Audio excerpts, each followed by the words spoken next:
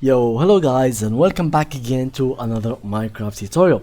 In this video, I will show you how you can keep your shank loaded, how you can see your shank borders and another stuff about your shank.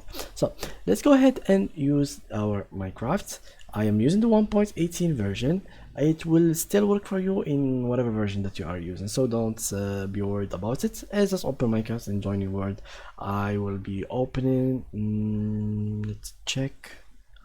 Okay, I guess I will have to create a new one. So game mode, not creative, super flat, and just like so. It will take me a couple seconds until it opens, so let's wait until it opens for us.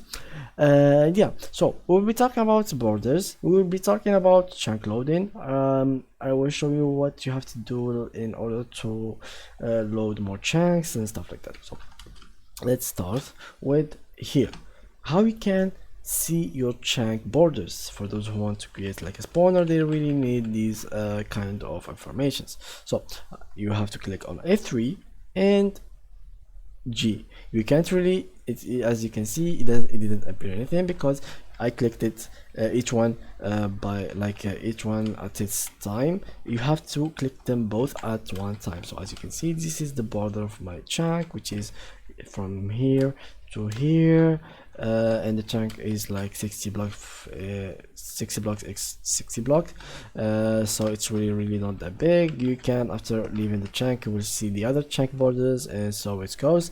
And if you want to like reload the chunk's borders, you have to click F3 and Q at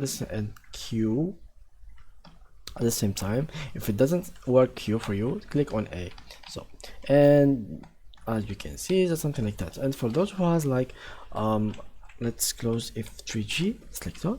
If you want to load more like chunks, you can just do something like that. It will load more for you, but don't use this option unless you have a good PC. So that was it for today's tutorial. If you enjoyed it, please leave a like, and thank you guys for watching.